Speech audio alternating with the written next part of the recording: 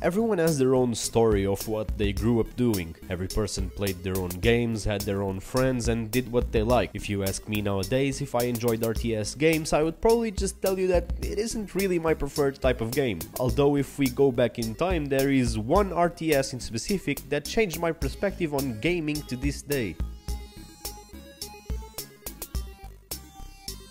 Hello everyone, my name is TheRetroDen and welcome to RetroView, the place where I review all kinds of games from a retro gamer's perspective. First of all, if you enjoyed this type of content, feel free to leave a like, leave a comment because I answer to all of those, and subscribe so you don't miss any future videos.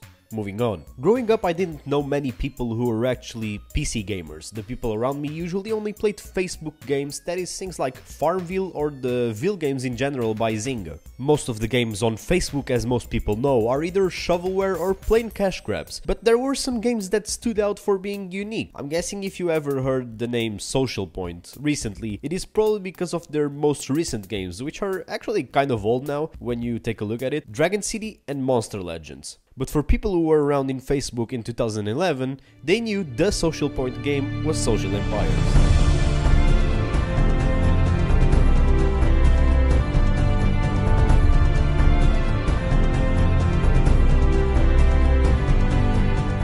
Social Empires was a free-to-play browser RTS with microtransactions that featured an amazing amount of content with frequent updates that brought content to the game in the form of new buildings, defenses, troops and game modes. Contrary to games like Age of Empires that have a match-made system, Social Empires had a system that served as a base for games that are popular today like Clash of Clans. Similar to Clash of Clans, in Social Empires you had your permanent base you could expand on. In that base you were supposed to put everything: troops, turrets to defend from other people's troops, buildings to build and improve troops, and buildings that gave you resources so you could acquire more troops. What made Social Empires excel compared to other games was the selection of troops that the game had. Compared to other RTS games that had your standard archers, warriors on horses and mages, Social Empires took it a step further. This game had everything you could imagine.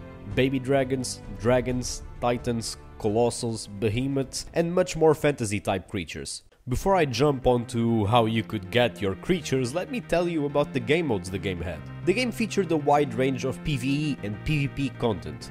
First, on the PvE side, you had your base which you had to defend against orc invasions every now and then, but that quickly turned easier as you got more troops. The main PvE content of the game were the island missions, the campaign, that took your selected army through multiple ages, from the medieval age to Vikings, Aztecs, Mayans, Egypt, and even boss-like levels like the God Island or the Celestial Island. Every island had a selection from 1 to 3 stars that represented the difficulty you wanted to play in. These levels got progressively hard, and then the player needed to improve their army if they wanted to get to the end of the campaign. One fun feature that Social Empires had was the graveyard. Since troops could be quite unique and take a huge time investment to get, players who had their creatures die in battle still had the chance to pay for the revival of their creatures with game balance in the graveyard. Moving on to the PvP content, the game featured your standard base invasion of other players, which was the sole reason for you to develop your base so you could defend yourself against other players. The other game mode that existed were prize pool tournaments, where you could gather all of your friends who would then select a 20-man army to compete against each other, and the winner in the end could get prizes of premium currency and specific troops. One I could specifically remember quite fondly was the cheapest tournament, which used to give you around 20 premium currency and the Chimera troop.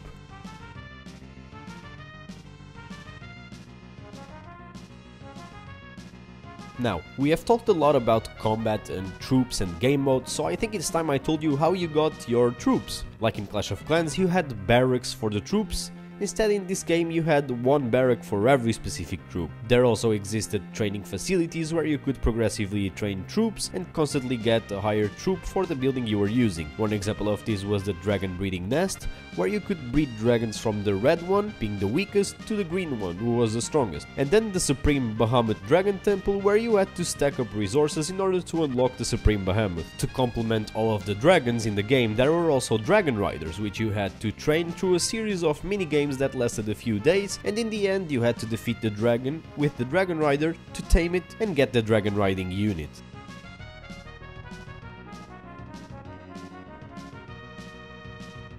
Last but not least, we have the Soul Mixer, where you could mix two troops and get an even stronger one.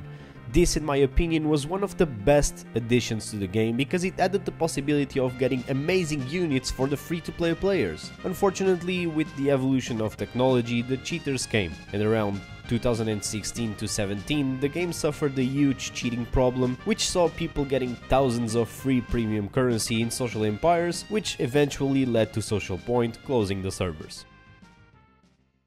People of course cheated to get around the paid mechanics of the game and the community aspect of the game. For example, to open certain buildings you had to invite some of your friends to help you open the buildings, and people, to get around that, preferred to cheat into the game to get premium currency instead of actually paying or inviting their friends. There was a huge community outrage that lasts until today, as we try to get some way to play the game or at least preserve it. I also want to shout out a YouTuber called NextGen Packnot, sorry if I'm butchering his name, which was one of the biggest Social Empire content creators and even documented the game all the way until its last day. As of today, there is one way to play the game, but even that was affected by China's restrictive gaming laws.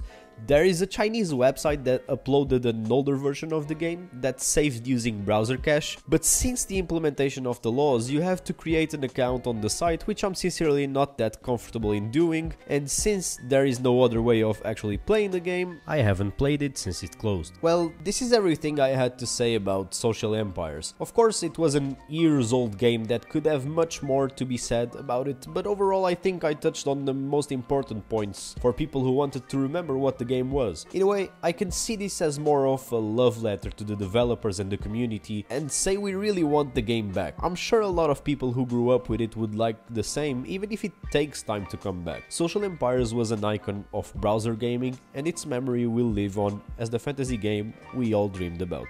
So this was it for the video. I hope you enjoyed. If you did, make sure to drop a like down below. If you want more content like this, subscribe to the channel so you don't miss any of it, and feel free to leave a comment. I will reply to it. I reply to every comment, as I said in the beginning of the video. Other than that, this has been TheRetroDen, and I'm out.